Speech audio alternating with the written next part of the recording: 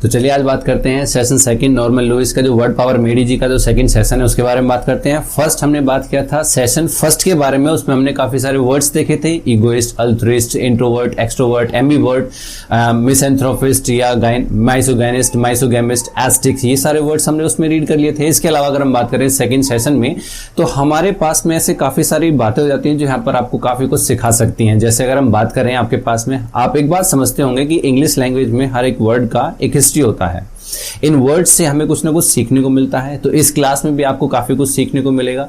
ये जो छोटी छोटी बातें होते हैं, आज हम जिन वर्ड्स पे काम करेंगे, जिन वर्ड्स पे आज हम स्टार्ट करने वाले हैं, उन वर्ड्स पे आपको काफी उनकी हिस्ट्री देखने को मिलेगी, उनके मीनिंग्स देखने को मिलेंगे और काफी कुछ आपको सीखने को मिलेगा। चलिए स्टार्ट करते हैं आज की इस क्लास को।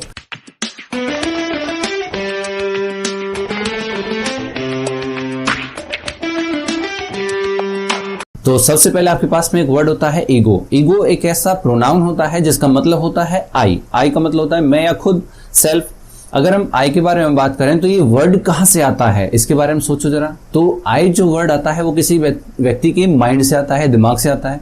अब ये उस व्यक्ति के माइंड से आता है जो व्यक्ति घमंडी होते हैं, या कॉमनली अगर हम बात करें उन आई की, अगर हम कॉमनली यूज की बात करें कि इसका यूज कहां होता है, इस वर्ड का स्पेशली यूज वहां होता है जिस व्यक्ति के पास सपोज करो कोई कॉन्सेप्ट है, वो कॉन्सेप्ट वो खुद के लिए यूज करता है। हमारे इसका एग्जांपल आपको तब समझने को मिलता है जैसे आपके पास सपोज करें हमारे देश में लीडर्स जो होते हैं, नेता जो होते हैं, उनके पास सबसे पहले पॉलिसी पहुंचती है क्योंकि वही पॉलिसी मेकर होते हैं। तो जब उनके पास में फर्स्ट टाइम पॉलिसी पहुंचती है तो वो सबसे पहले अपना फायदा उसमें देखता है, उसके बाद किसी और को देखता है।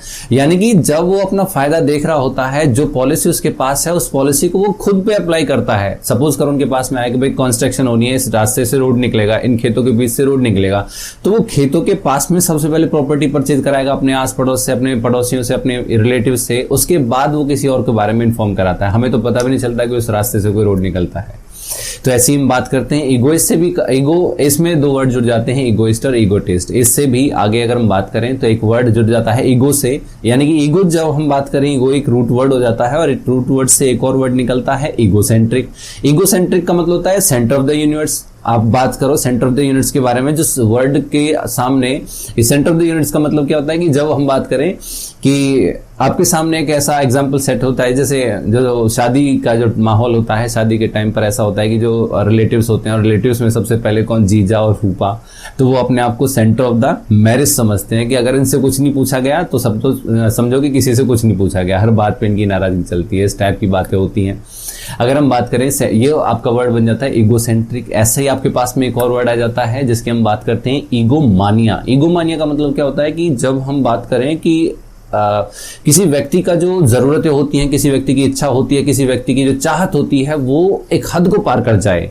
अगर किसी व्यक्ति की जरूरत है, उससे चाहिए ही चाहिए, अगर कोई चीज उसे चाहिए चाहिए, तो इसमें हम बात करते हैं ईगो मानिया की। मानिया मीन्स होता है पागलपन, यानी कि अगर किसी चीज का उसे पागलपन सवार हो जाए, और पागलपन इसका नहीं कि आपको अच्छा करना है, आपको पागलपन इस बात का आ जाए कि नहीं मेरे को ये चीज चाहिए तो मेरी जरूरत पूरी होनी चाहिए, किसी चाहे कोई भूखा रहे चाहे ना रहे, मुझे इस बात से कोई फर्क नहीं पड़ता, लेकिन मेरी इच्छा पूरी होनी चाहिए। ऐसे हम बात करते हैं सेकेंड रूट वर्ड के बारे में, जिससे हम कहते हैं अदर। अदर का मीनिंग क्या होता है? अगर हम लैटिन वर्ड में बात करें तो अदर का मीनिंग होता है अल्टर। अब अल्टर से भी काफी सारे रूट वर्ड निकल जाते हैं। जैसे एक वर्ड निकलता है अल्ट्रुइस्ट, लास्ट वीडियो में हमने इसे रीड किया था। अल्ट्रुइस्ट का मीनिंग होता है जैसे परोपकारी, यानी कि दूसरों का भला करने वाला व्यक्ति। एक वर्ड होता है अल्टरनेट। अल्टरनेट का मतलब होता है कि skip one take the other, यानी कि एक स्टेप को छोड़कर सेकंड स्टेप पे चले जाना। जैसे एग्जांपल होता है कि when we play golf and alternate Saturday, when we play golf and alternate Saturday. तो ये जो एग्जांपल होता है कि एक सैटरडे को छोड़कर अगले सैटरडे को मैं गोल्फ खेलने के लिए जाता हूं। तो इस तरह के वर्ड्स की हम बात करते हैं। ये आपका alternate, skip one take the other. आप एक स्टेप को छोड़कर अगले स्टेप पर जब जाते हैं तो हम बात करते हैं अल्टरनेट की। इसी से जुड़ा हुआ एक और वर्ड निकल के आता है अल्टरनेटिव। अल्टरनेटिव क्या होता है? अल्टरनेटिव की बात करते हैं कि जैसे हम एग्जांपल से समझते हैं इस वर्ड को भी, कि सपोज करो मेरे पास में कोई अल्टरनेटिव नहीं है, मेरे पास आपको समझाने के अलावा कोई अल्टरनेटिव नहीं है, मींस मेरे पास कोई और चॉइस ही नहीं है।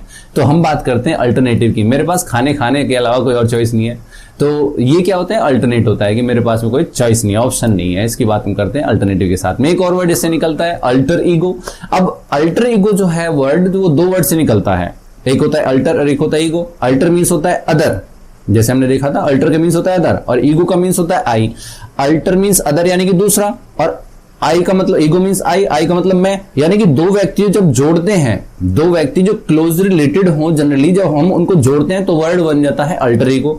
अल्टर ईगो का अगर आप सेंस समझना चाहते हो, इसका जब यूज करते हैं, मीन्स आप ऐसे व्यक्ति को पकड़ो जिनकी आदतें आपस में मिलती हो, जिनकी पसंद आपस में मिलती हो, जिनकी सोच आपस में मिलती हो, जिनके रिएक्शंस आपस में मिलते हो, तो उस व्यक्ति के लिए होता है।